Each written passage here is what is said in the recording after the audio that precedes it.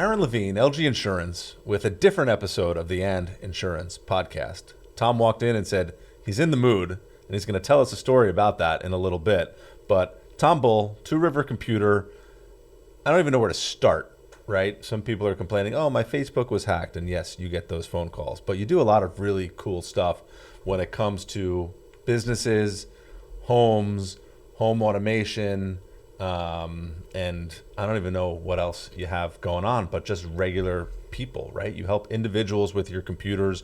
That's where the business started 15 years ago. When did you start? Yeah, 16 years ago, like back when we first met, it was kind of all about computers. That's all it was. There wasn't all this ancillary stuff going on, or at least not a ton of it. Right. And one of the challenges when you're in the technology business is keeping up with it.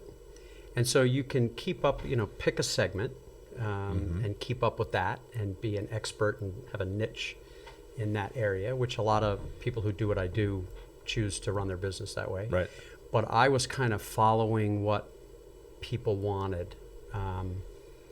And selfishly or greedily, I would do whatever they were willing to pay me to do, right? So I started learning a bunch of stuff that I wasn't planning on. Okay. And, that's part of the technology biz is staying on top of what's out there and kind of being nimble enough to bob and weave and give people what they want, but also give them what they need. Right. So when we talk about individuals, like people would bring their computers to your office in Fairhaven, put them in the dumbwaiter that's in the building, which is kind of cool, send it up to the second floor, and you would fix it, add more RAM, fix the sticky keys of the keyboard, whatever the heck you're doing with all those computers. But at the same time, you have been helping me for many years as my managed service provider with all of our internet security, VPN, backups, and I don't even know what the heck I've got going on when it comes to the services you provide us. So let's dive into the business side of it, because nobody really cares about the individual computer. Let's talk about the business side of it, and then we're going to get into the home entertainment stuff, which is even cooler stuff to talk about, but we're just going to let that hang out and make people listen. So I'm scared shitless of everything going on and having 13 employees actually around the world. It sounds better than it is, but I have 3 virtual employees that are in the Philippines. Right, so I have data being sent all over the world at all times, and one, we want to make sure that it's secure. We don't want to lose client information. We don't want to be hacked. We don't want to have a breach. We don't want to have any money stolen either, and we want to make sure that we have our data backed up at the same time. Right, so give us a scope of some of the services and the why businesses need to do these things to protect themselves. Yeah, there's, if you go back to when we started introducing computers into businesses, and it was all about replacing the typewriter first, and then, then it became about data and then sharing data and then protecting data, and it's just kind of evolved.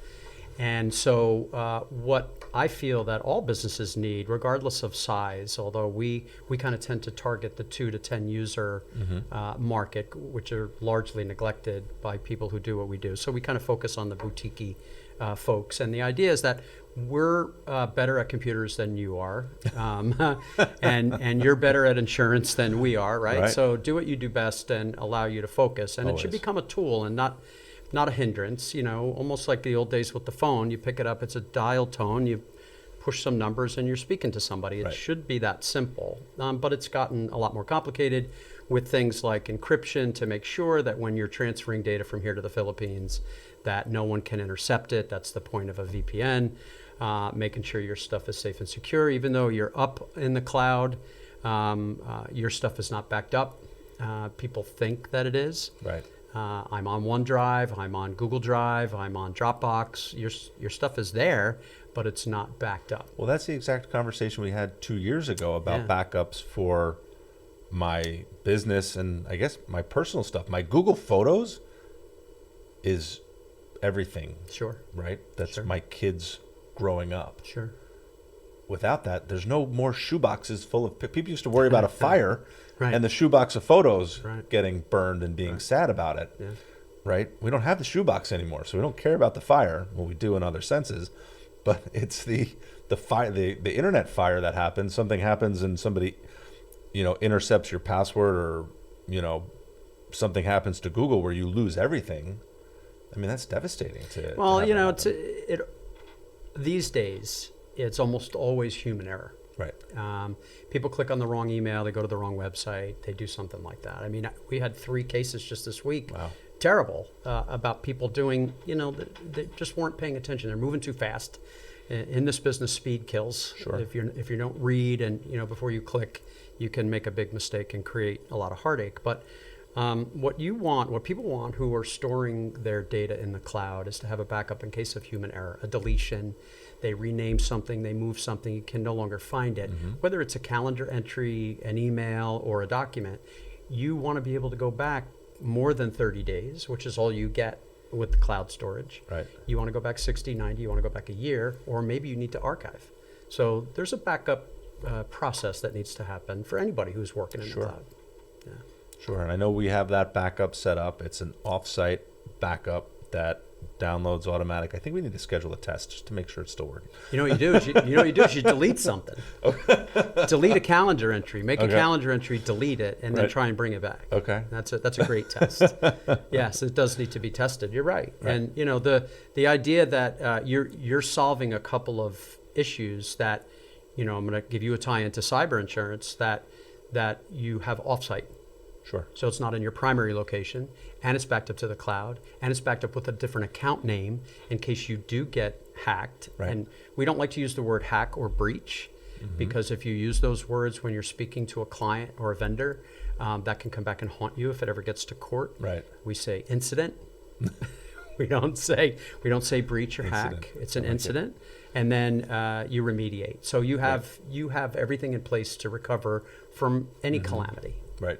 So you brought up cybersecurity, and cyber liability insurance, which there's multiple facets to the insurance piece. Yeah. And it's gotten harder and harder for businesses to purchase cyber coverage. The applications have gotten longer, and they have questions on there that nobody knows how to answer except somebody that really knows what's going on behind the scenes, what the endpoint security looks like, what the virus scans look like, what the backups are, and how things are truly organized. So without a professional in your corner backing you up, as a business owner, you're going to have a hard time getting the cyber liability insurance policies to protect you from the first party and the third party claims that can exist, whether it's money stolen, whether it's data that goes missing and gets into the wrong hands and you have a liability issue where you could be sued for, missing data, doctor's offices, HIPAA violation related things. There's a lot that can go wrong. And if you don't have the security, you can't get the insurance. It used to be you could just get the insurance. It didn't really matter what it was.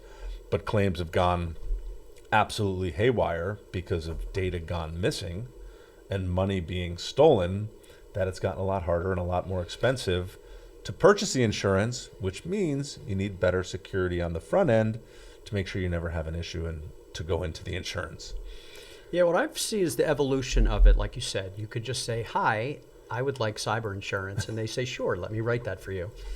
Then it got a little more every year at renewal time. In the beginning, it was just like, please confirm these things that you promised that you were going to do last year, right. Confirm these things. And so you go through it, and then it started to get a little more involved, and then gets a hold of your data, encrypts it with a special key, and then holds you hostage for the key to unlock. So I believe the insurance companies have decided that they're not going to pay the ransom no matter what. Good to know. Whether it's a $10,000 or $10 million ransom, what they want is they want to make sure you have a backup. So if you have a backup, prevention, seatbelt, airbag, right? If you say you're going to do these things, then we're going to recover. So they go right to recovery. They're not going to pay the money. Just go to your backup and throw it back on and lock the guys out. And that's don't pay the hostages, right? Don't negotiate with the hostages. Right. We don't negotiate with terrorists. Right. Or with terrorists, yes. You should negotiate with the hostages. We'll take care of the hostages. And at the same time, these insurance companies, they're spending a lot of money on proactive work in cyber, much more than they do on any other line of insurance. Yeah. There's so many proactive tools that you get when you purchase a policy from a good company to help you make sure you're set up. And they run all the dark web scans, and they have monitoring services to help you get ahead of it should a situation arise. So there's tools that are being offered that most business owners, again, have no fucking clue what it does or what it is and don't take the time to set it up.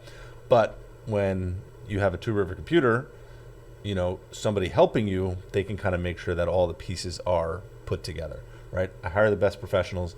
I don't record on an iPhone. I don't record these podcasts anywhere else but in the studio at Rect Productions, because we want to make sure it's done right.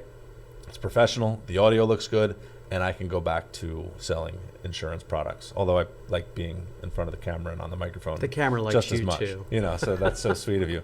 So business owners, I know we've kind of talked in circles. There's so much more we could talk for an hour on this, but there's a lot of fun stuff that Tom's doing at Two River Computer as he's evolved.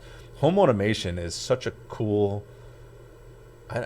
industry. It's just a cool thing, right? Like, I love the fact that I live in a Nest environment right now. Everything that I do is on Google. I have all my cameras around the home are Nest based. My alarm system and other door locks I have on a different system and a different Wi-Fi network in my house. I have them separated, a fun on one and the security on the other. I hope that's a good thing. You know, but I use two different networks for that stuff. But the lights, the locks, the TVs, everything is kind of tied together, and there's so much more that you can do. Now, you guys set these things up? We do. I want you to tell me, what was the first smart home item you got? It would have been just a Google Home. Or before that. You did something before that. Before that? Yeah. Because a Google Home didn't exist before when this came out. The Was first thing that everybody... Was it the Ring doorbell? Well, it could have been.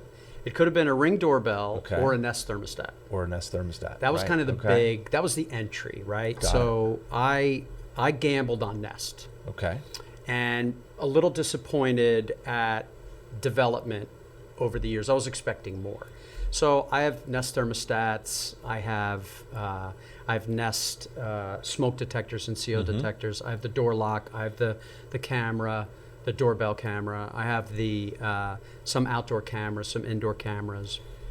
But there's other things like security. Their security component is not great. Right. You know, and there's some other things that are not great. So what I found is, like, I wanted light switches. Is there any Nest light switches? There used to be this whole thing, works with Nest.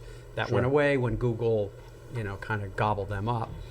So what I found is that to take best-in-class things, like names you may or may not know from walking through Home Depot, Leviton for switches, Lutron for switches, and some other names that you might know, Belkin. And so you end up putting in these best-in-class things for very specific, I want to turn a lamp on, or I want to turn an overhead light on, maybe even control a fan, which is probably one of my favorite ones. I have a smart switch for the fan, and Mary Beth goes to bed, and the fan is like going like 1,000,000 miles an hour, right, in July. And so in the middle of the night, I can ask Alexa to turn it down. That's fantastic. I can whisper to Alexa to turn it down. So what I found is that putting all these disparate pieces together, these best in class for this, that, and the other, putting it all together, that the glue was either Alexa or Google Home. Right. So, and you can create your routines to, you know, when I leave the house, do this. When I walk in the house, do that. When I say these words, do the other. So the very first thing I did, this is super fun. So I have a Sonos. You have Sonos in the house, right? So I have Sonos in the house, and I've got Nest in the house, and I've got Philips light bulbs and Lutron switches, and I've got all this crazy stuff, and I have Alexa. So I made this routine that a bunch of things would happen when I said I was in the mood. So I'd walk into the house and say, I'm in the mood. Front door locks, all the lights come on to 10% or down to 10%, and all the speakers start playing Barry White. So at first, my wife she thought it was cute, and then she started getting angry about it. And then I made the mistake of telling some of my friends, so when they come over, they'll go, "Ooh, look at this." It's almost like an old person going and having the light come on. The clapper. The clapper. Oh my gosh. The first smart home There you go, device. right? That was totally the first smart home device.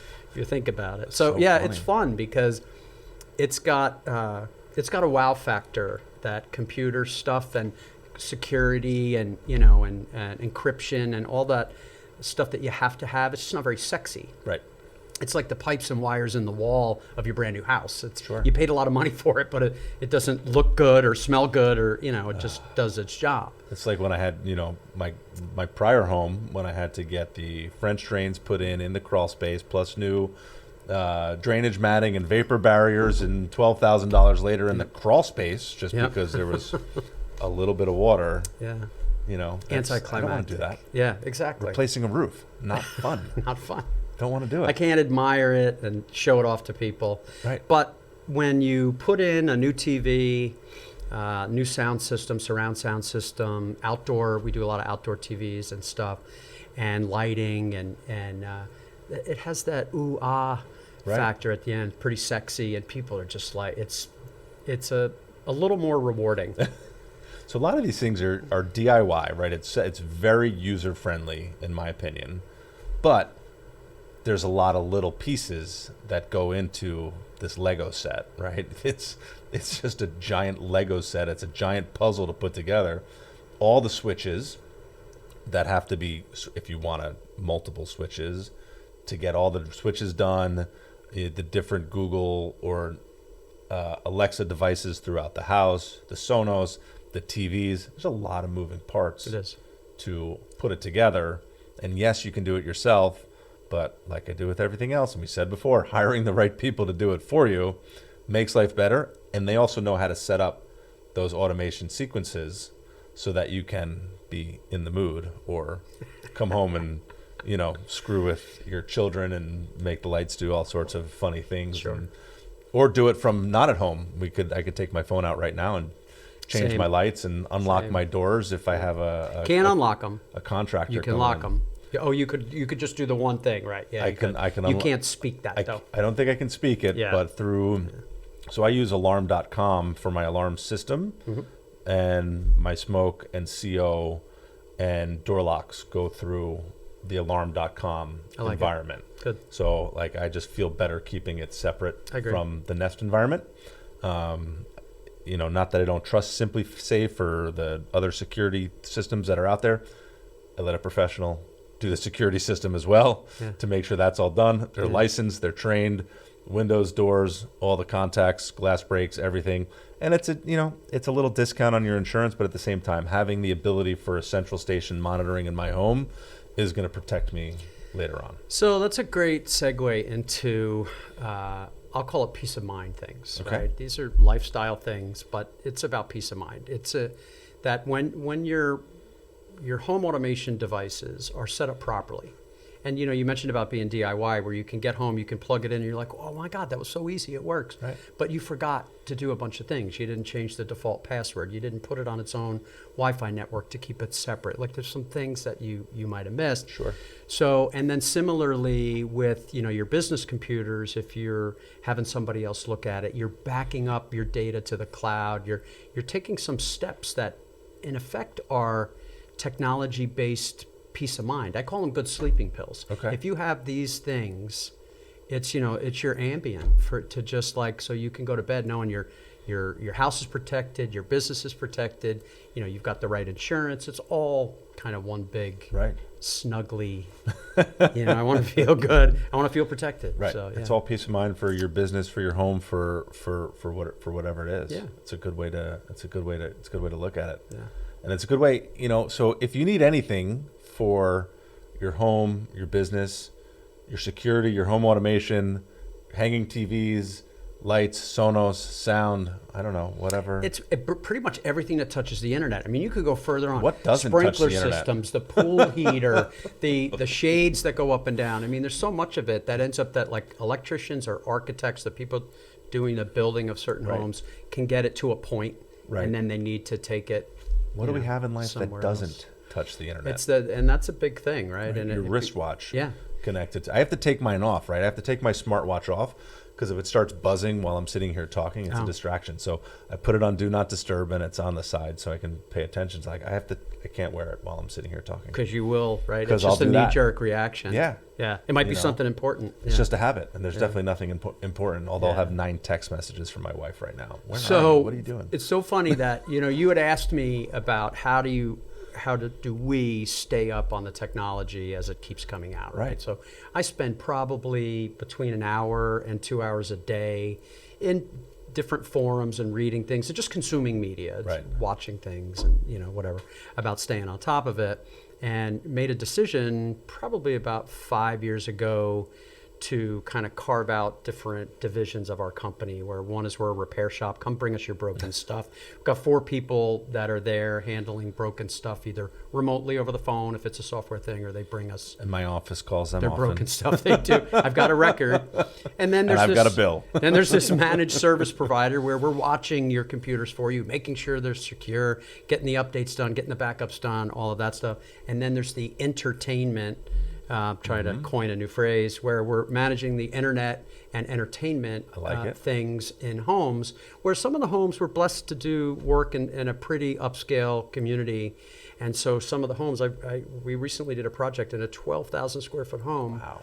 So the Wi-Fi, imagine the Wi-Fi, and the construction is like crazy good, right? So really well done, really high ceilings, and older homes, so not open concept, so that kind of affects how Wi-Fi works. I mean, it was a big job. 15 wireless access points on the property. I was about to ask how many. That's a lot. That's a lot. And we have a special dashboard to manage it and push updates. It's not as something like that is not DIY and certainly not plug and play. It was a big project. But it's all part of what's happened in homes. And I saw it probably, I'm going to say 10 years ago, where I was like, oh my God, my clients' homes are more sophisticated than It's fun. Well, people at work, they want to get on the internet, they want to do email, they want to print, they want to share things. Right. That's pretty much it. Right. At home, there's so many things happening. I mean, it's good and bad. It's good and bad, but all of it's fun. So I'm lucky to work in an industry that's fun. That's great. I can't wait to hear what's next. Tom Bull, thanks so much for joining me. I know there's so much more we could talk about, but we'll have to catch that one on the flip side. I'll see you soon. Happy to be here. Thanks for asking me. Good to see you. Pleasure.